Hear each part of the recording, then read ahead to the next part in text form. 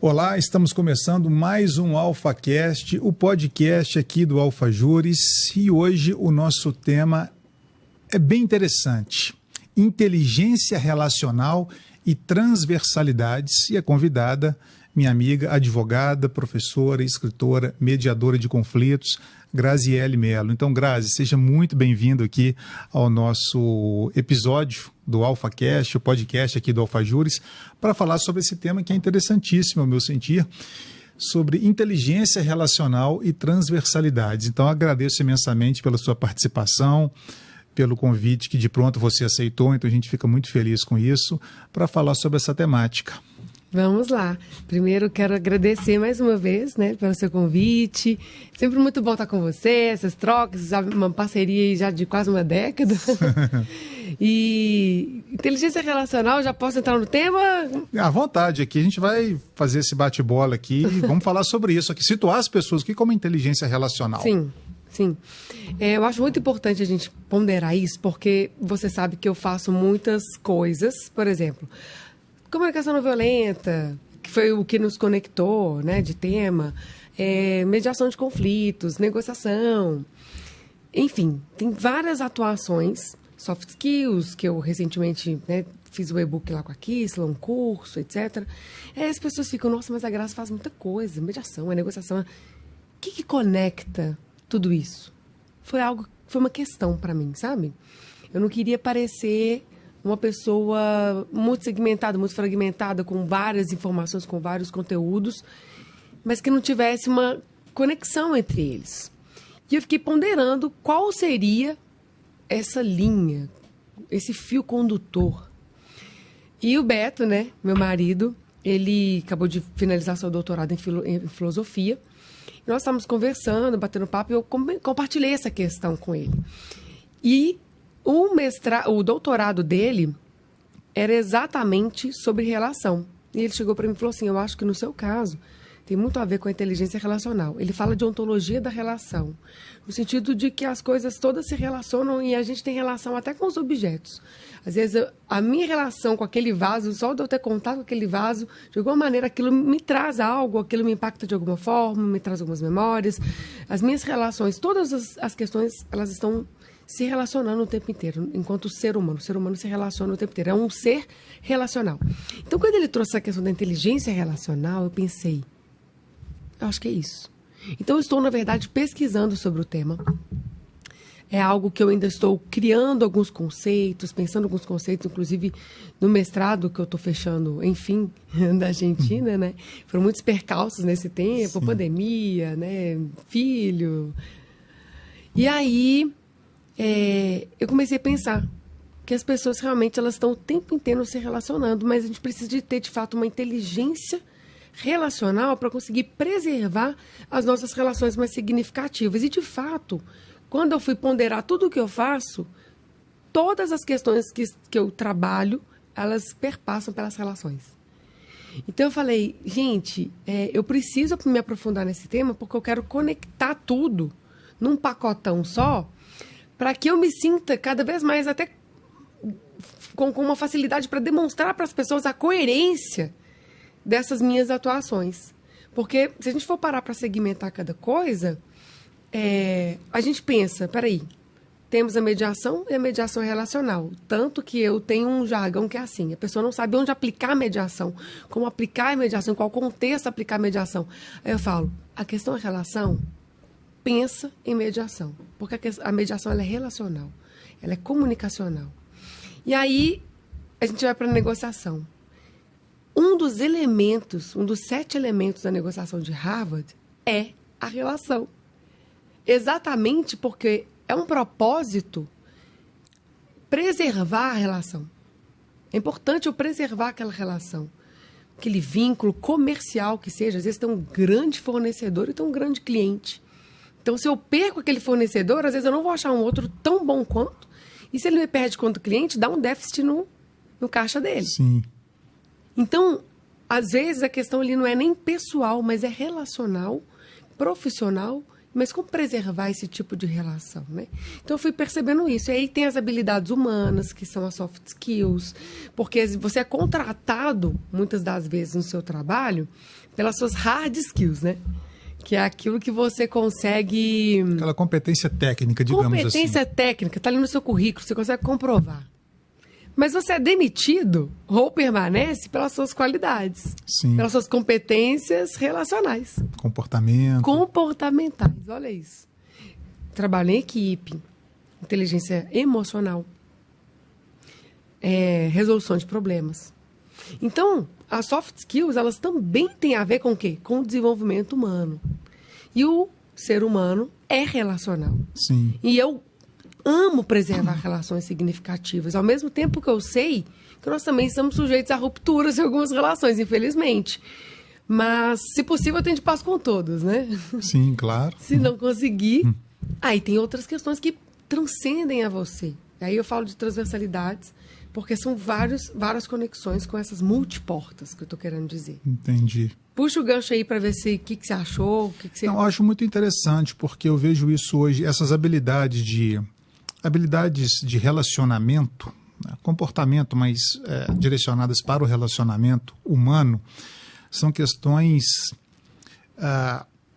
que não vamos dizer assim, elas não fogem à natureza humana. Muitas outras coisas estão aí para a gente receber, para a gente buscar informação, buscar resposta, muita coisa. Mas aquilo que é inerente à natureza e ao comportamento humano é só o outro ser humano que pode fazer.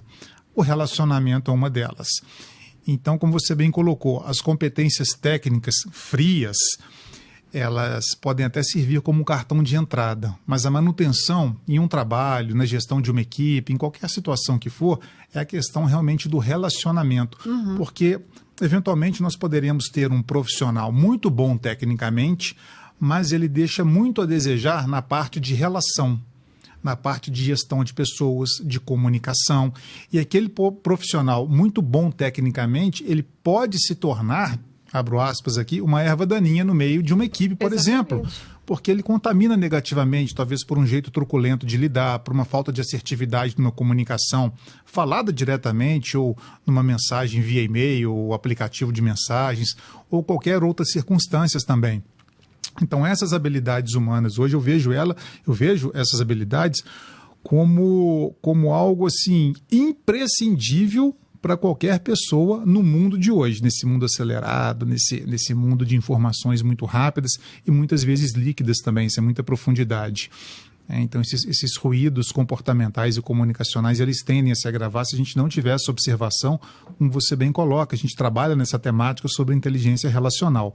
E aí você tocou num ponto interessante, que você falou dos tópicos, dos pontos específicos que são trabalhados na questão da negociação de Harvard, que inclusive você teve lá fazendo essa capacitação, ficou um bom tempo lá, exato.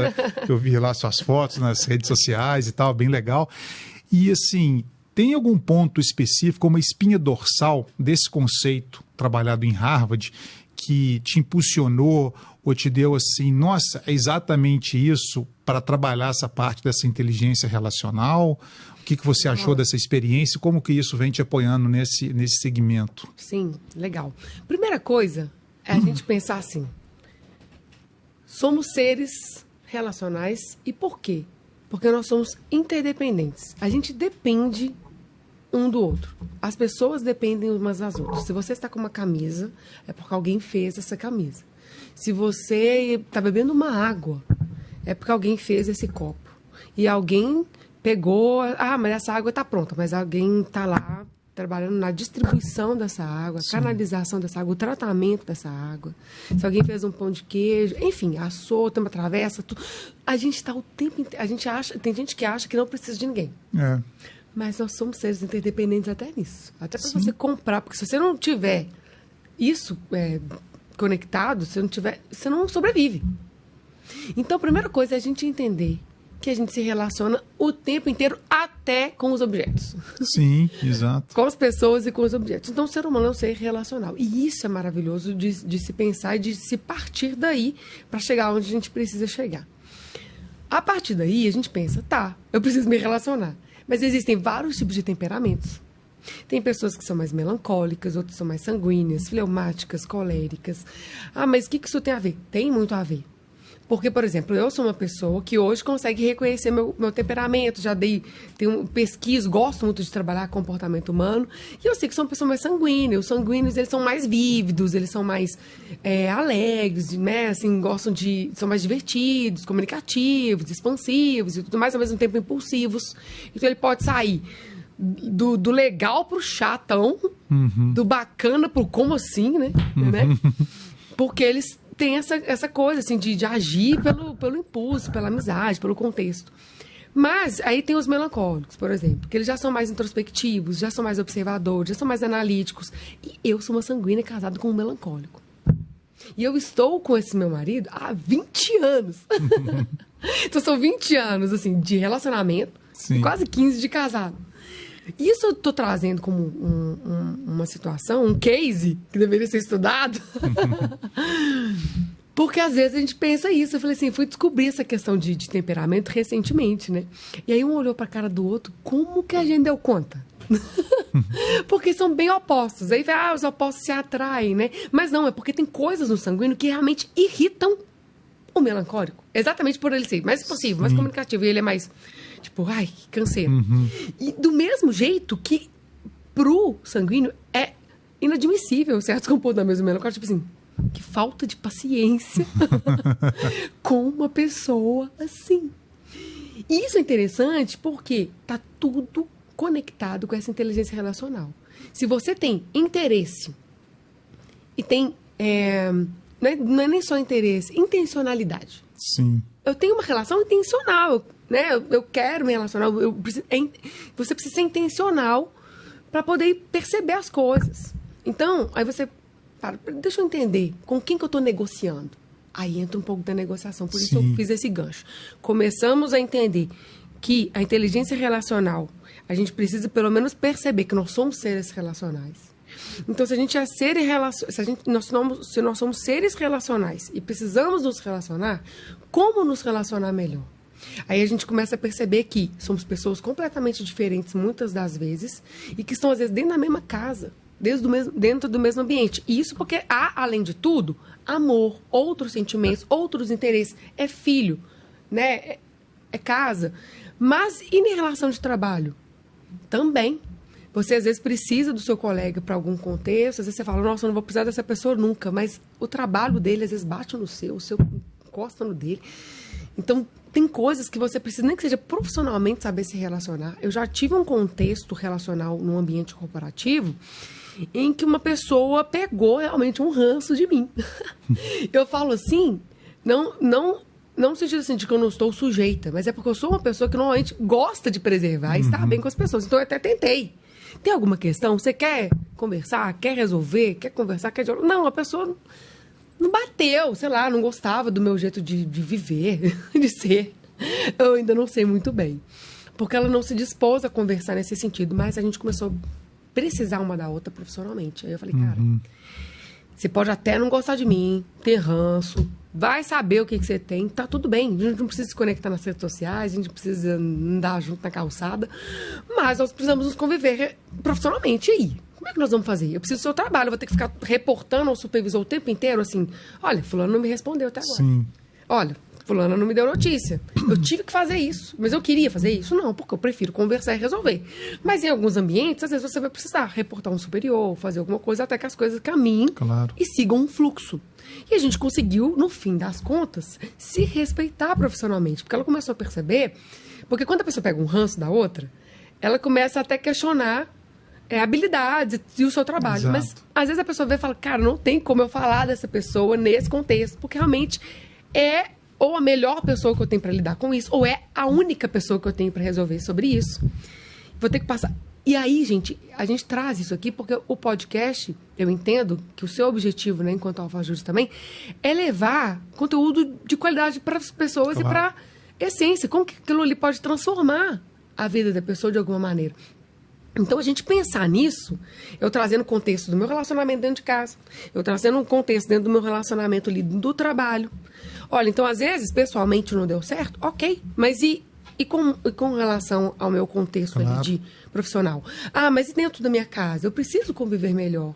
E aí tem até, trazendo para a questão do amor, eles falam até que tem linguagens do amor. A pessoa, às vezes, ela tem uma linguagem, outra tem uma linguagem, você tem uma linguagem. Isso também é interessante, da gente ir se apropriando. Por quê? Porque, às vezes, você ama alguém. Mas será que esse alguém se sente amado? Sim. Olha aqui, não é uma coisa boba de se pensar.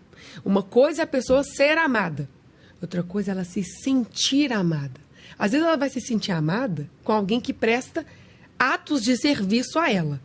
Ajuda a arrumar a cozinha, ajuda a arrumar a casa, ajuda a fazer alguma coisa. A pessoa, nossa, a pessoa está me ajudando em casa. Aí está se sentindo amada porque a forma dela se sentir amada é o ato de serviço. Eu, por exemplo, é tempo de qualidade, é toque físico. Então, às vezes a pessoa pode me amar, mas se a pessoa não me abraça, se a pessoa não dá um aperto de mão, se a pessoa não tem... Às vezes eu não vou me sentir amada pelaquela pessoa. Mas é mimimi? Não é mimimi. É você saber e o fato de você saber, aí entra a inteligência até emocional. Você sabendo, você domina o seu temperamento. Você sabendo como o que você gosta, o que você não gosta, você domina o seu comportamento, domina as suas expectativas. E isso é muito importante, sabe? Da gente pensar na gente e no outro, que o outro também precisa saber se relacionar com a gente. Não é só a gente achar que o outro tem obrigação.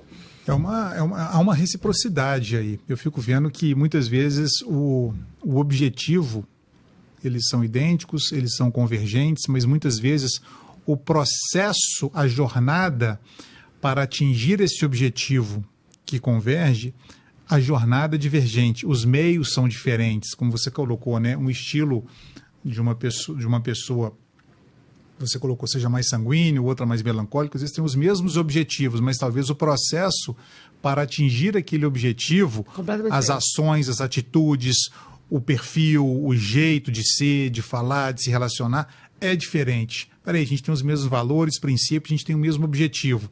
Mas o processo, o caminhar é que diverge. Muitas vezes a gente se perde no processo.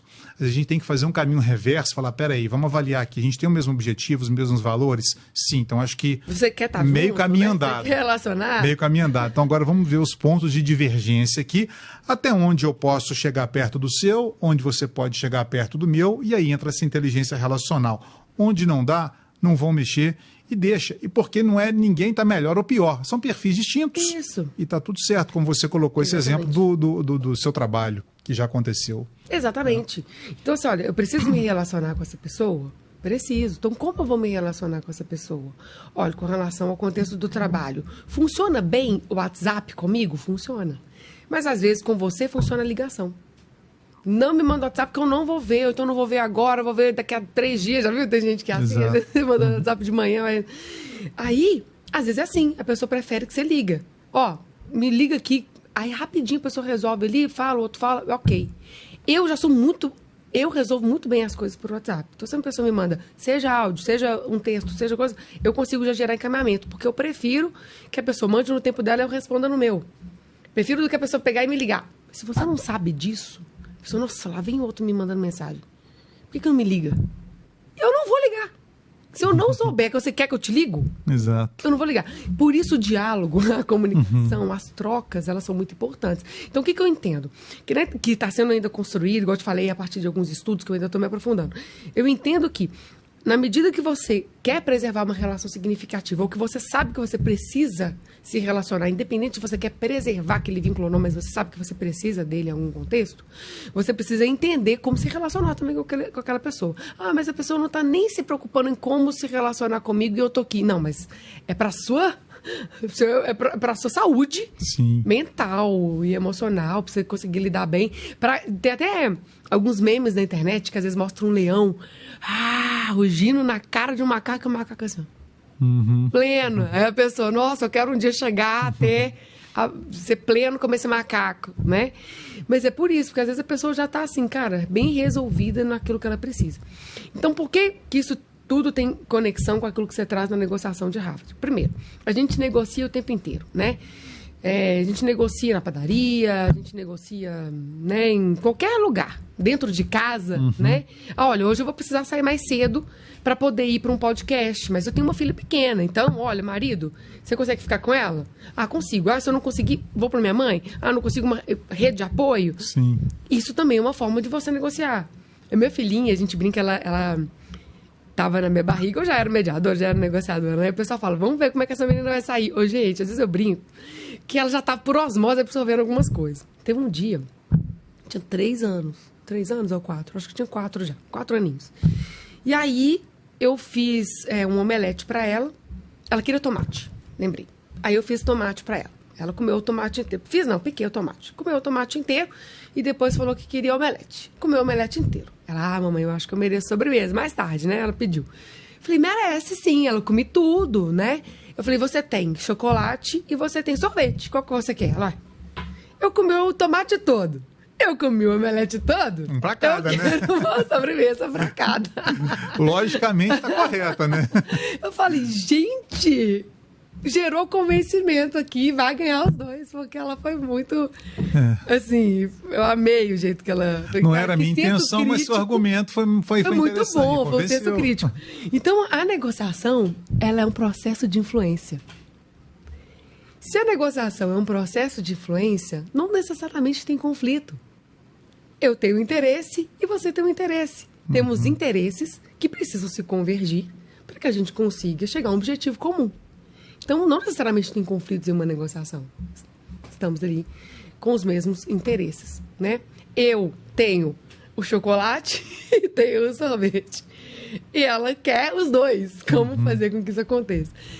Uma situação simples, gente, de dia a dia. Mas é dessas negociações mais simples até as negociações de grandes valores, estamos trazendo aqui para vocês o que é a negociação, né?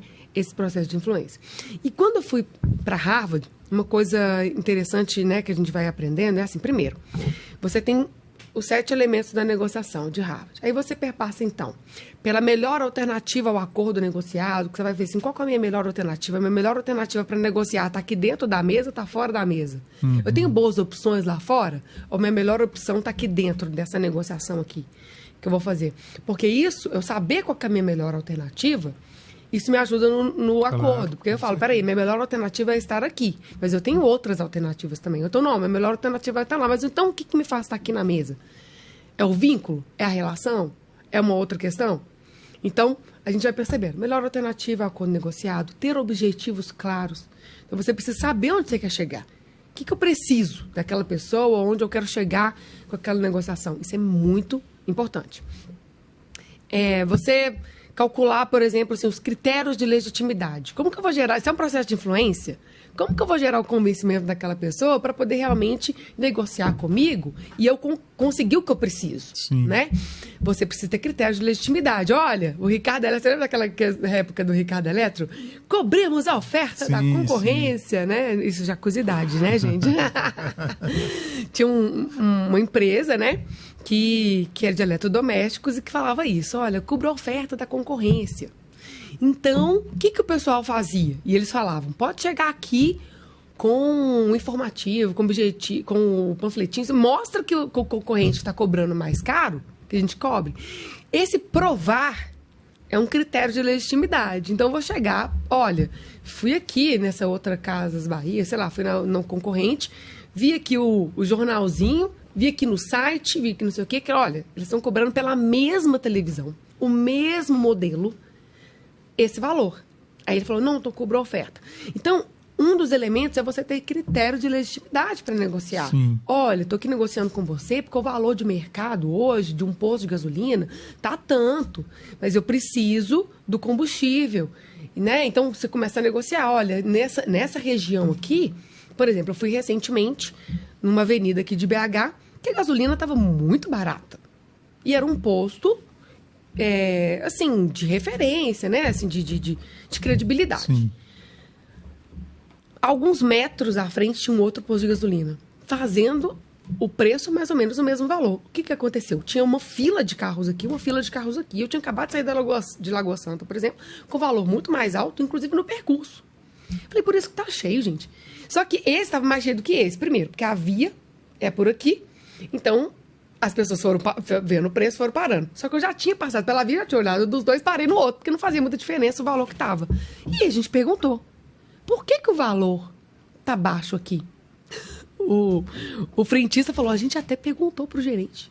E o gerente não soube responder. Ele só falou assim, olha, o valor aqui do lado tá mais barato, bora ter que colocar também. Sim. Que seja.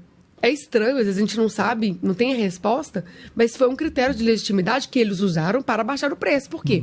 Se o meu concorrente baixou, os meus resultados, isso vai interferir nos meus resultados. Então, alguém chegou e falou, olha, no posto dali tá cobrando tanto. E aí? Ele pode até falar assim, não, procura outro lugar, vai lá então, fica lá na fila e espera, tá tudo certo.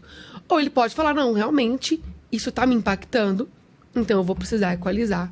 E vou ter que mudar alguma estratégia. Então, o critério de legitimidade, seja ele qual for, é você conseguir mostrar ali na negociação que existe um fator externo que te impulsiona, que te faz chegar ali e com aquele argumento, com aquela opção, aquela proposta. Opções são critérios. Você ponderar, assim, quais são as opções que a gente tem, assim, que são concretas aqui na mesa. E avaliar bem essas opções. Com qual objetivo? Preservar uma boa relação e firmar um compromisso. Sim. Firmar um compromisso que seja o quê? Operacionalizável, que seja sustentável. Porque às vezes você fala assim, ok, combinado, mas você não vai conseguir cumprir. Sim. Aquilo que você falou, você quis agradar e tal. Não adianta. Então, numa boa negociação, você tem que chegar a um compromisso que seja factível. Sim. Que você realmente vai conseguir operacionalizar. Quanto mais critérios, eu acho que mais palpável é aquilo, dá mais concretude, né? Você tem critérios, você tem lógica, você tem razão naquilo, e até para avaliar aquilo também, né? Isso é factível. Uhum. E aí, tudo isso, de alguma maneira, esbarra, conecta na relação. E aí, a comunicação e a relação. Uma boa comunicação que leve também a preservar uma relação. Então, quando a gente pensa em inteligência relacional, a gente não tem como distanciar da comunicação. E quando a gente pensa em comunicação, né, a gente já teve outras oportunidades de conversar sobre comunicação, né, seja como enquanto parceiros e tudo mais. A gente sabe que a comunicação, se ela não estiver alinhada, e para ela estar alinhada, existem N fatores. Tem comunicação não violenta, que é um método, tem outras formas de se comunicar, tem um interlocutor, tem aquela pessoa que eu preciso transmitir uma mensagem, precisa receber, então tem um receptor, tem o emissor da mensagem e tem o receptor da mensagem. Mas tem a mensagem. E a mensagem em si já tem um código, que precisa ser, e ela precisa ser decodificada para que a forma como eu vou emitir essa mensagem chegue ao ouvido do meu interlocutor da forma como eu desejo que ela chegue. E ele, então, compreenda, né? E se tenha um entendimento do que eu preciso, ou ele também entenda o que eu quero, e por aí vai. Então, tem como eu me faço entendido, se eu tenho essa preocupação de me fazer entendido, e se eu tenho preocupação com como o outro vai entender.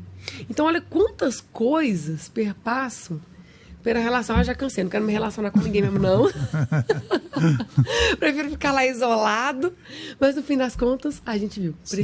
Preciso de chamar alguém para vir aqui trazer comida se eu ficar aqui em casa o dia inteiro. É uma realidade. Não adianta falar, estou cansado, estou insatisfeito. É melhor aceitar, trabalhar a aceitação, porque não tem como fugir disso. Como Exatamente. Você bem colocou, somos seres relacionais e interdependentes. Fato. Não há como lutar contra isso. Então, diante de um fato estabelecido, colocado, definido, sacramentado, o que eu posso fazer para melhorar a minha realidade dentro desse contexto, dentro dessas circunstâncias que não há como negá-la. Uhum. É exatamente isso. Essa inteligência relacional, entender o relacionamento, as diferenças e tentar lidar da melhor forma. E tem muita gente que pensa que é só se eu for um negociador, na minha equipe, na gestão de uma equipe, mas você leva isso aí, como a gente já falou, para dentro da sua casa, para a sua vida, para o seu dia a dia. Não há como negar. Não tem como. E uma coisa que até me deixou bem otimista, Dácio, para ser sincera, assim, é que apesar de eu ter ido para lá, de eu ter sentado nas cadeiras, né, ali de Harvard, ter transitado ali e falado, nossa, que experiência maravilhosa, né? Ter essa opção de oportunidade, né, de sair daqui e ver como é que é esse contexto um pouquinho.